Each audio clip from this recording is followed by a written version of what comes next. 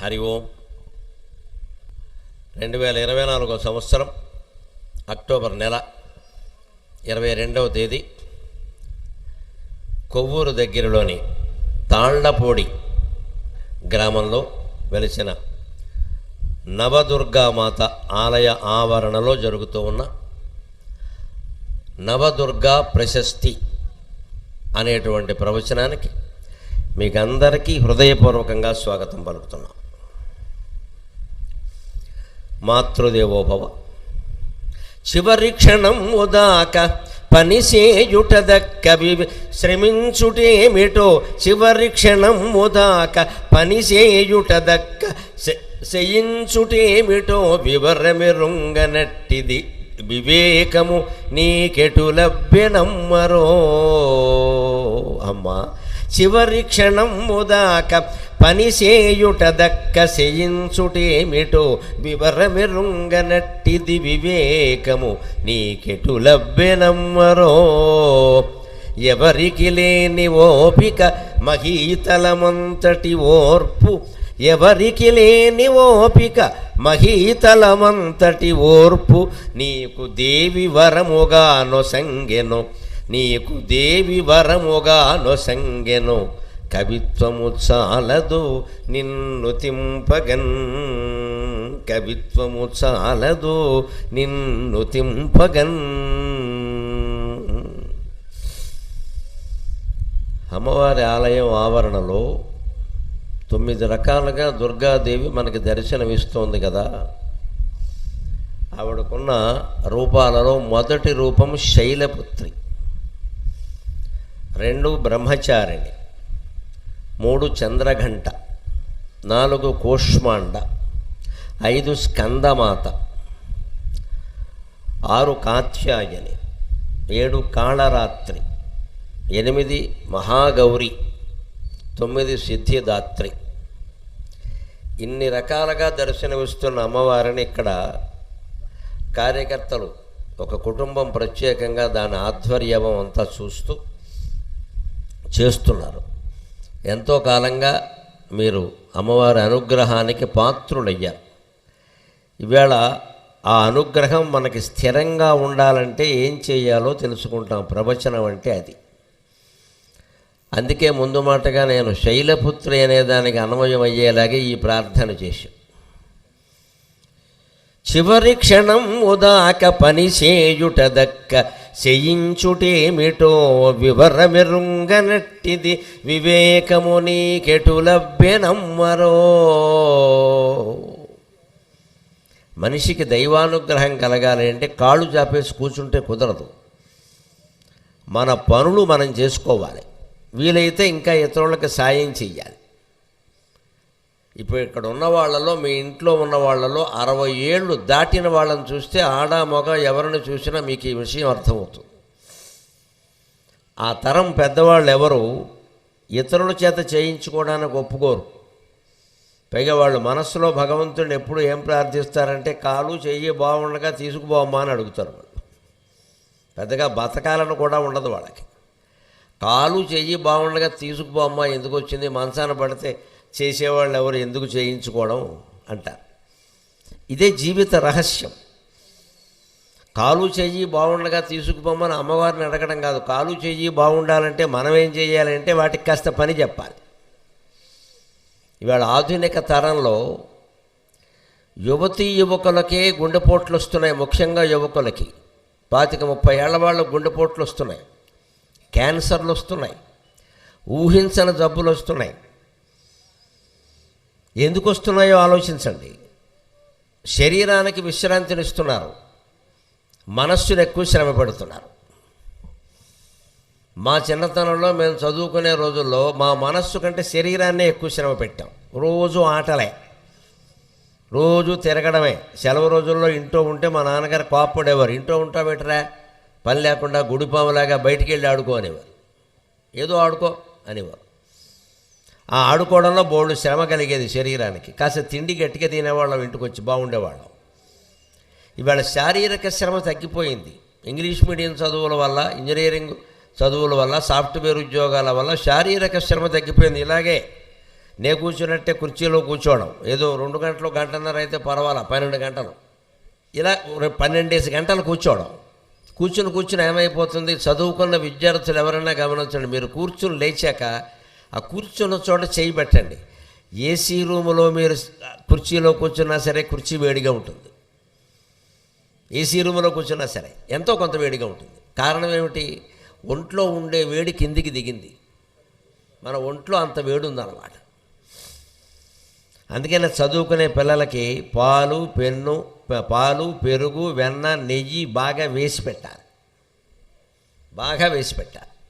ఒక తల్లి వెనకకి 2 కొడుకులు ఉంటే ఒక అతను పొలం పని చూసేవాట, ఒక అతను ఏదో చదువులో పెట్టారు. ఈ ఉన్న పొలం ఇద్దరికి సరిపోదు, ఒకళ్ళైనా ఏదో చదువుకుంటే ఉద్యోగం చేసుకుంటారని పెట్టారు. ఈ చదువుకునే అబ్బాయికి బాగా వెన్న నెయ్యి పెరుగు వేసి పెట్టి,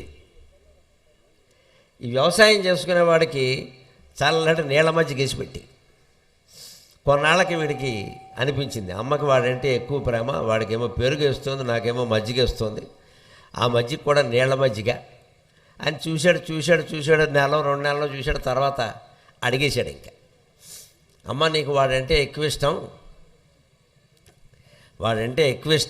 అందుకని ఆయనకి పెరిగేస్తున్నావు, నాకేమో మజ్జిగ వస్తున్నావు, ఏంటిదంటే చెప్పిన ఇద్దరు నాకు కన్నబిడ్డలేరా, నాకు తేడా ఎందుకుంటుంది నీకు తెలియదురా, వాడు కూర్చున్న చోట చేయి పెట్టి అని చెప్పింది తల్లి. అతను చదువుకుని లేచాక అక్కడ చేయి పెడితే నాపరాతి అరుగు మీద వేడెక్కిపోయింది, వేడి కనపడింది. అంత వేడి ఉంటుందిరా చదువుకునేవాడికి ఒంట్లోనూ. ఆ వేడి తగ్గాలంటే పాలు పెరుగు ఇవన్నీ ఉండాలమ్మా.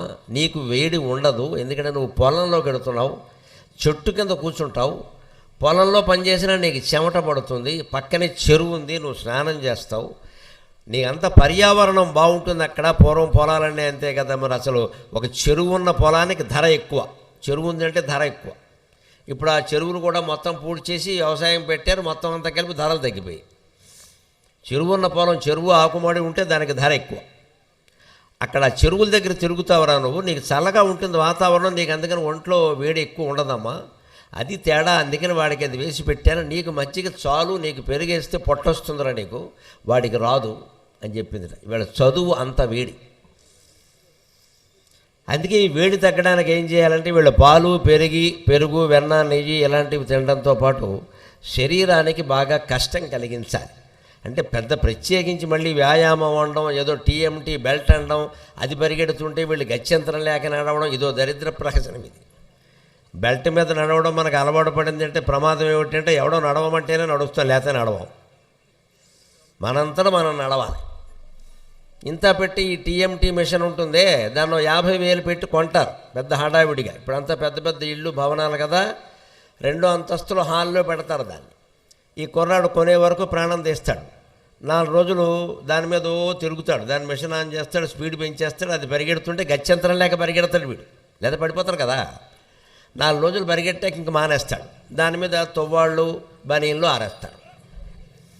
అంటే మనం 50,000 పెట్టుకున్నది ఎందుకు, బట్టల దండం కోసం అనమాట. దానికి కొబ్బరి తాడు ఉంటే చాలు కదా, కొబ్బరి తాడు చాలు కదా, ఇది ఎందుకు. ఇందుకు మన ఆధునిక నాగరికత ఇలాగే ఉంటుంది వ్యవహారం అంతా. దీని నుంచి మనం పాఠం నేర్చుకోవడం కోసమే నేను ఈ ప్రార్థనతో అమ్మవారి యొక్క కటాక్ష ప్రాప్తి గురించి ప్రవచనాన్ని మొదలు పెడుతున్నాను. చివరి క్షణం ఉదాక పని చేయుట దక్క చేయించుటేమిటో వివరమెరుంగనట్టిది వివేకము నీకెటు లభ్యనమ్మరో. అమ్మా 91 ఏళ్ళు జీవించావు మా అదృష్టం కొద్దీ. చివరి రోజు చివరి క్షణం వరకు కూడా నీకు చేతనైన పని ఏదో చేస్తూనే ఉన్నావు. ఇల్లు ఊడవడానికి నడువు వంగకపోతే ఆవిడ ఒత్తులు చేసేది కూర్చుని, కార్తీక మాసం వస్తుందిరా, దేవుడి దగ్గర దీపం పెట్టుకుందుకు పనికొస్తాయి, బోల్డ్ డబ్బులు పోసి కొనాలి, ఇంత చేసి ఒత్తులు ఖరీదంతా నాకేం ఆదాయం లేదా, తల్లి ప్రేమ అంతే, బోల్డ్ డబ్బులు పోసి కొనాలి, ఎందుకు ముసలిదాన్ని నేనేం చేస్తాను ఇక్కడ అని ఆవిడ దూది పెట్టుకుని విభూతి పెట్టుకుని ఒత్తులు చేసేది. ఏదో శ్రమ పడుతుంది. అలాంటి శ్రమ పడితేనే మనకి భగవంతుని అనుగ్రహం కూడా కలుగుతుంది, ఆరోగ్యం బాగుంటున్నప్పుడు. చివరి క్షణం వరకు పడుతూనే ఉండాలి, అప్పుడు ఆరోగ్యాలు బాగుంటాయి, అమ్మవారి అనుగ్రహము కలుగుతుంది. ఎవరికి లేని ఓపిక మహీతలమంతటి ఓర్పు నీకు దేవి వరముగా నొసంగెనో. ఇవాళ ఆధునిక తరం వాళ్ళందరూ యువకులు ప్రధానంగా నేర్చుకోవలసింది ఓర్పు, ఓపిక, దాన్నే సహనం అంటారు. మనం ఒక పని చేస్తే అది వెంటనే ఫలించాలని ఏం లేదు. రైతు విత్తనాలు నాటుతున్నాడు, పంట రావడానికి కనీసం 6 నెలలు పడ్డం లేదా? విత్తనాలు నాటిన వెంటనే పంట వచ్చేయమంటే వచ్చేస్తుందా? అలాగే చేశాడు వెనకన ఒక పెద్ద మనిషి, ఆయన్నే గౌతముడు అంటారు, పెద్ద మహర్షి. ఆయన పెద్ద తపస్వి, శాస్త్రవేత్త. ఆయనకి ఏమిటంటే ఇంటికి అతిథులు ఎక్కువగా వస్తుంటే వాళ్ళందరికీ వండి పెట్టాలి కాబట్టి ఆయనకి అనిపించింది, మనకి తపశ్శక్తి ఉంది కదా, విత్తనాలు నాటిన 2 గంటల్లో పంట రావాల్సిందే. 2 గంటల్లో పంట పండిన వెంటనే కోసేస్తాం, దాన్ని ఆ ధాన్యం దంచేస్తాం, వెంటనే అన్నం వండేస్తాం, పెట్టేస్తాం. అంచేత పొద్దున్న 8ంటికి లేచి విత్తనాలు నాటేస్తాం, 10ంటికి పంట వస్తుంది, 11 గంటలకు కోసేస్తాం, 12ంటికి వండేస్తాం, 1 గంటకి పెట్టేస్తాం. ఇది ఆయన పథకం. అవద్దో తపస్సు చేశాడు, మహాతపస్సు చేశాడు. ఇవాళ యంత్రాలతో సాధ్యమయ్యేది పూర్వం ఇప్పటికీ యజ్ఞాలు చేస్తున్నారు, అక్కడ యజ్ఞాలతో కూడా సాధ్యం అవుతుంది. నమ్మాలి వాటిని. అలాగే మంత్రశక్తి, మంత్రంతో యజ్ఞం కూడా అక్కర్లేకుండా కేవలం ఒక మహాతపస్వి, ఒక ఋషి అయినవాడు, స్త్రీ అయినా పురుషుడైనా ఎవరైనా పర్వాలా, ఒకే చోట కూర్చుని మనస్సులో ఒక సంకల్పం చేసి తీవ్రమైన జపం, నమ శివాయ నమ శివాయ నమో నారాయణాయ నమో నారాయణాయ శ్రీమాత్రే నమః శ్రీమాత్రే నమః, ఇలా ఏదో ఒక నామాన్ని మనస్సులో స్మరిస్తే అది జపం, అది తీవ్రమైతే తపం. దాని మీద తప్ప వేరే దృష్టి లేకుండా ఉంటే దాన్ని తపము తపన అంటారు. అది చేస్తే పరిస్థితి ఆయన చేశాడు, వచ్చేసింది. శివుడు కనబడ్డాడు, ఆ వరం ఇచ్చాడు. నీకేం కావాలయ్యా అన్నాడు. నేను విత్తనాలు నాటితే 2 గంటల్లో పంట పండాలి అన్నాడు. తధాస్తు అన్నాడు. ఎప్పుడు మనం వరాలు కోరేటప్పుడు జాగ్రత్తగా చూసుకోకపోతే తర్వాత మనం కోరిన వరాలే కొంపలు ముంచేస్తాయి. ఈయన విత్తనాలు నాటడం మొదలుపెట్టాడు. కేజీ విత్తనాలు నాటాడు, ఎకరం అరెకరం పంట వచ్చేసింది. 10 కేజీలు నాటేశాడు, 6 ఎకరాల పంట వచ్చేసింది. అక్కడి నుంచి అతిథుల్ని పెంచేశాడు. రోజు 10,000 మందికి భోజనాలు పెట్టాడు. ఓవర్ యాక్షన్ అంటారు దీన్నే. మనం చూడండి, సాధారణంగా ఒక వ్యాపారం చేసేవాడు ఒక వ్యాపారంతో ఉన్నాడు, పక్కనే మళ్ళీ కొవ్వూరులో బ్రాంచ్ పెడతాడు, రాజమండ్రిలో బ్రాంచ్ పెడతాడు, మొత్తం అన్నీ పోతాయి చివరికి. ఇక్కడ తాళ్ళపూడిలో ఉన్న సరిపోదు, మళ్ళీ రాజమండ్రిలో ఒకటి పెడతాడు, ఇంకాస్త బాగుంటే హైదరాబాద్ కూడా పెడతాడు. ఇన్నెందుకు? నువ్వు నీ కుటుంబం బతకడానికి తాళ్ళపూడిలో ఉన్న దుకాణం చాలు. పైగా ఇవాళ ఎవరికి 10 మంది పిల్లలు లేరు, ఇద్దరే, ఎవరికైనా సరే ఇద్దరే. కాబట్టి ఇద్దరికి ఆ దుకాణాన్ని పంచవచ్చు, మహా అయితే ఇంకోటి, అంతకంటే ఇలా. పూర్వం వ్యాపారాలు చేసిన వాళ్ళంతా అలా పక్కపక్కనే పెట్టుకునేవాళ్ళు, కలిసిమెలిసి ఉండేవాళ్ళు. 4-5 శాఖలు పెట్టేసరికి ఏమవుతుంది వ్యవహారం? ఒక శాఖలో ఆయన స్వయంగా ఉండి చూసినట్టుగా అవతల శాఖలో పెట్టిన మనిషి పనిచేయడు. దుకాణాలు పెంచేయచ్చు, గదులు దొరికితే మనుషులు దొరకద్దు, సరైన వాళ్ళు, నిజాయితీ కలిగిన వాళ్ళు, కష్టపడి పనిచేసేవాళ్ళు దొరకద్దు. 1-2 దొరుకుతారు, మిగిలిన వాళ్ళు ఎవరన్నా మేనేజర్ని పెడతాడు, వాడేం చేస్తాడు? మొత్తం మింగేస్తాడు. లేదు, ఆ బ్రాంచ్ సొంతం చేసేసుకుంటాడు. ఆ వ్యాపారం తెలిసింది కాబట్టి అసలు వాడికి ఎసరెట్టేస్తాడు. ఇదంతా ఎందుకు వచ్చింది? మన దురాశ వల్ల వచ్చింది. నువ్వు ఉన్నదాంతో సంతృప్తి పడకుండా ఎందుకు ఈ బ్రాంచీలు పెంచుకుంటూ పోయావు? సరిగ్గా పాపం గౌతముడు చేసిన పని ఇదే. వస్తుంది కదా పంట, నష్టమేముంది అని చెప్పేసి ఆయన పెంచేశాడు. ఇంకా 100 మందికి పెట్టే భోజనం 1000 మంది, 1000 మందికి పెట్టేది 2000 మంది, 10,000 మందిని చేశాడు చివరికి. ఇదంతా ఈయనకి రోజు 10,000 మందికి గౌతముడు ఉచితంగా భోజనం పెడుతున్నట్టు అనేసరికి ఈ తిన్నవాళ్లలోనే, ఈ ఋషి వర్గంలోనే, బ్రాహ్మణ వర్గంలోనే, పండిత వర్గంలోనే అసూయ వచ్చేసింది. ఈయనకి పేరు వచ్చేసింది. ఎవరు చూసారో సరే మహాదాత గౌతముడు అని చెప్పేసుకుంటారు. ఉచితంగా పెడుతున్నాడు అందరికీ. వేళ పెట్టే ఉచిత భోజన పథకాలు ఏమో సరిపో. అది కొంప మునిగింది. దాంతో అందరికీ అసూయ ఇచ్చేసి, అందులో కూడా తపశ్శక్తి ఉన్నవాళ్ళు ఉన్నారు కాబట్టి ఎలాగైనా సరే ఈయనకి గుణపాఠం చెప్పాలి, ఇంత పేరు ఈయనకి రావడం ఏంటి అని అసూయపడి వాళ్ళ తపశ్శక్తితో వాళ్ళు గోవును సృష్టించారు. లోకంలో ఉండే అసూయలు మంచివాడిని కూడా పాడు చేస్తాయి. నువ్వు మంచిగా ఉంటానంటే సరిపోదు, ఎవరో నీ మీద అసూయ పడుతున్నారంటే అసూయ పడే స్థితిలో మనం ఎందుకున్నామో కొంచెం ఆలోచించుకోవాలి. మనం మామూలుగా ఉన్నవాడు పడుతుంటే మనం ఏం చేయలేం, కానీ అంత సంపద మనకెందుకు అని ఆలోచించాలి. ఈయన పాపం అలా ఉన్నాడు, అసూయ పడి గోవుని సృష్టించి ఈయన పండిన చేలోకి వదిలేశారు. అది పంట వేసేస్తుంది. ఆయన కోపం వచ్చింది, మరి గోవుని ఏమీ కొట్టకూడదు కదా, అందుకని నేనేం చేశాడు, గడ్డి పరక తీసి ఆయ్ అన్నాడు. దానికి కర్మ కాలింది, ఈ గడ్డి పరకే చచ్చింది, గోహత్య అయిపోయింది. వెంటనే బ్రాహ్మణులు అందరూ అదిగో గోహత్య చేశావు, గోహత్య చేసిన వాడు మొహం కూడా చూడకూడదు, నీ చేతితో పెట్టిన అన్నం మేము ఎలా తింటాం అని మొత్తం 10,000 మంది బహిష్కరించారు. ఇదే అతిగా చేస్తే వచ్చే ప్రమాదం అంటే ఇదే. గౌతముడు మామూలుగానే పంట పండేలా చేసి 6 నెలలకు వచ్చేటువంటి ధాన్యాన్ని దాచుకుని దాన్నే వండిపెట్టి రోజుకు 10 మందికి భోజనం పెడితే ఆ 10 మందే వచ్చేవారు, మహా అయితే 20 మంది వచ్చేవారు. ఆయనకు సంతృప్తి ఉండేది, నేను 4గురికి పెట్టానని. ఆయన ఈ తపశ్శక్తి ఉపయోగించి 2 గంటల్లోనే పంట పండేలా చేసి ఇదంతా ఎందుకు వచ్చింది? ఓపిక లేక, సహనం లేక. 6 నెలలు పంట పండే వరకు నువ్వు ఆగలేవా? ఈలోపు వచ్చేయాలా? నువ్వు 10,000 మందికి పెట్టాలా? నీకు కీర్తి కావాలా అనవసరంగా? అలాగే అందరూ వ్యవసాయం మానేసి మంత్రశక్తితోటి, యంత్రశక్తితోటి, తంత్రశక్తితోటి 2 గంటల్లోనే పంట పండించడం మొదలు పెడితే ప్రతి వాళ్ళు పంట పండిస్తారండి. ఆలోచించండి, పండిన పంట ఎవరు కొనాలి? ఎక్కడికి అమ్ముడవ్వాలి? ఎక్కడికి పంపాలి? దానికి ధర ఎలా రావాలి? పైగా పంట ఎక్కువ పండిందంటే ధర తగ్గిపోతుంది, అందరికీ తెలుసు. ఏదైనా వస్తువు బాగా సరఫరా అవుతుంది అంటే దాని ధర తగ్గిపోతుంది వెంటనే. ఇవన్నీ ఆలోచించకుండా గౌతముడు తొందరగా చేద్దాం చూశాడు. అందువల్ల ఆయన చివరికి ఏమైందంటే గోహత్యా పాతకం పట్టుకుంది. మళ్ళీ అక్కడి నుంచి ఆయన గోహత్యా పాతకం పోవడం కోసం మళ్ళీ తపస్సు చేశాడు. ఇది యాతన. అయ్యవారు ఏం చేస్తున్నారంటే చేసిన తప్పులు దిద్దుకుంటున్నారని. మళ్ళీ పరమేశ్వరుడు ప్రత్యక్షమైతే, అయ్యా నాకు అనుకోకుండా ఈ స్థితి వచ్చింది, ఈ పంట వద్దు, విత్తనాలు వద్దు, నా తలకాయ వద్దు, గోహత్య వచ్చింది నాకు అనవసరంగా, వీళ్ళందరికీ కూర్చోబెట్టి భోజనాలు పెట్టడం, ఉచిత పథకాలు పెట్టడం నాకేం పనండి ఇక్కడ. గౌతముడి కథ ద్వారా మనం ఒక పాఠం నేర్చుకుందాం. సహనం ముఖ్యం ప్రతిదానికి అని. ఆయన పాపం గోహత్యా పాతకం చుట్టుకుంది.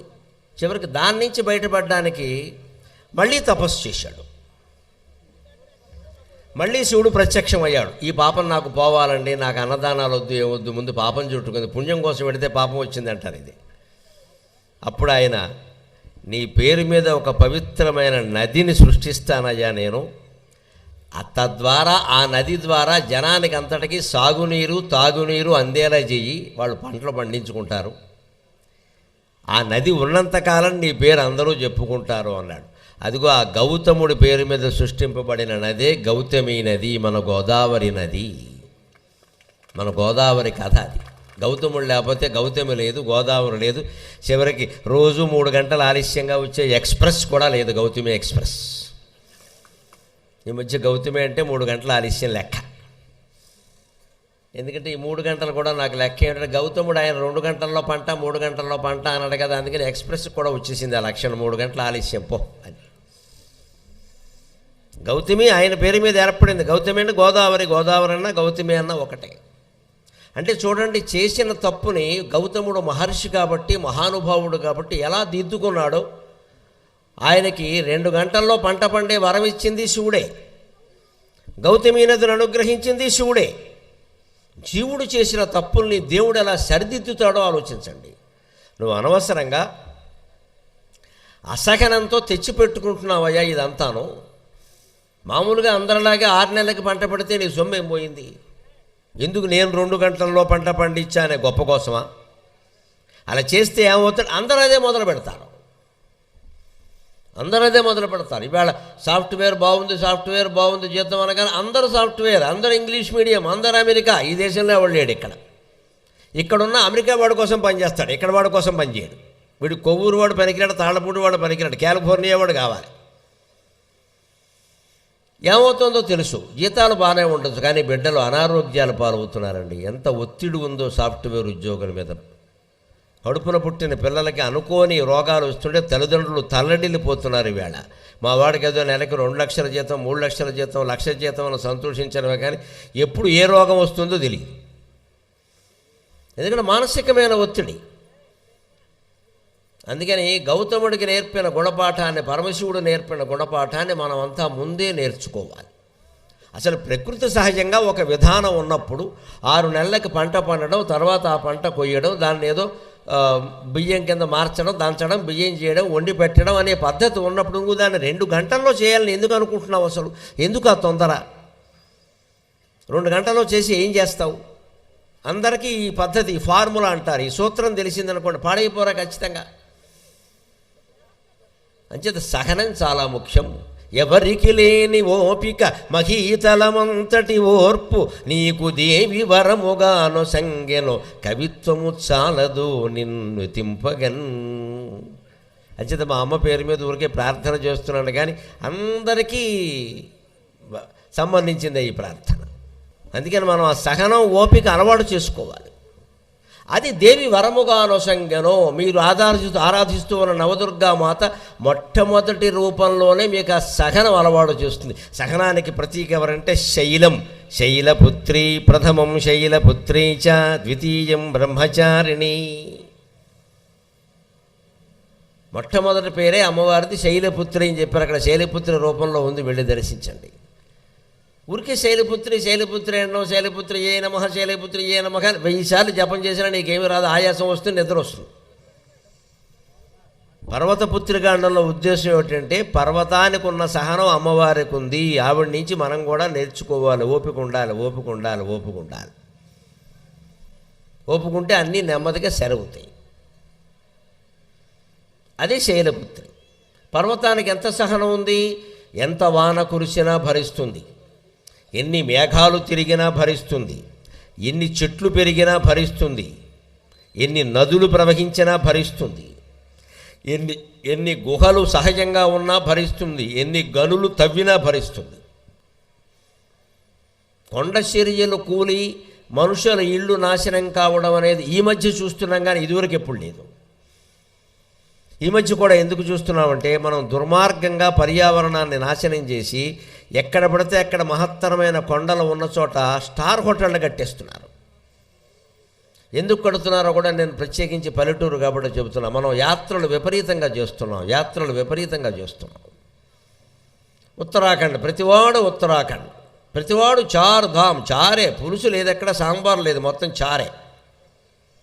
గంగోత్రి వెళ్ళాం, యమునోత్రి వెళ్ళాం, ఇంటూనేమో అత్తా కోడళ్ళు మొగుడు పెళ్ళాలు కొట్టుకు చచ్చిపోతూ ఉంటారు. ఇక్కడికి ఏ గంగోత్రి రావాలో తెలియదు. ఇక్కడికి వీళ్ళు మాత్రం మొత్తం 4 తిరిగేసి అక్కడ నీళ్ళు ఇక్కడ పోస్తారు, ఇక్కడ నీళ్ళు అక్కడ పోసేస్తారు మొత్తం అంతే.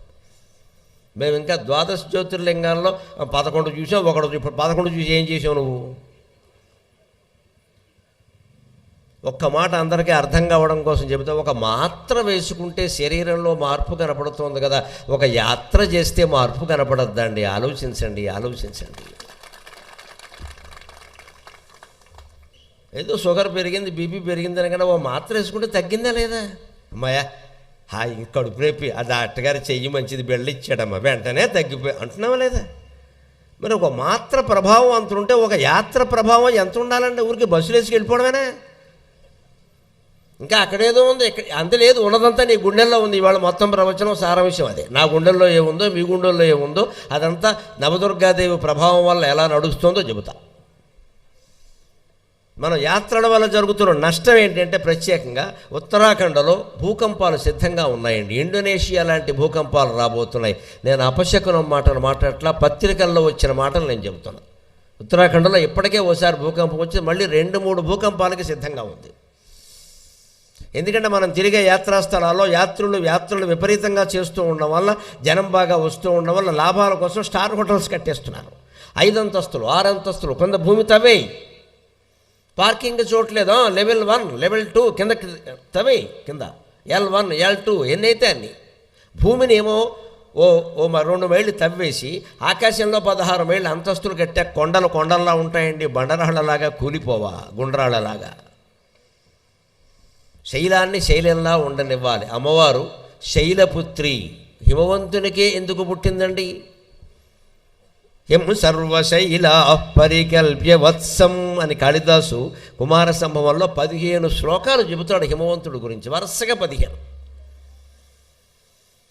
హిమాలయ పర్వతం ఎటువంటిది అంటే, అన్ని పృథు చక్రవర్తి వెనక భూమిని ధేనువుగా మార్చి పాలు పిండాలి అనుకున్నప్పుడు దూడకి పాలిస్తే కానీ ఆవు పాలివ్వదు కదా. అందుకని భూమాత అనే ధేనువుని పిండాలనుకుంటే ఆయనకి దూడ ఎవరు అంటే హిమాలయం దొరికిందిట. ఎం సర్వశైల పరికల్ప్య వత్సం.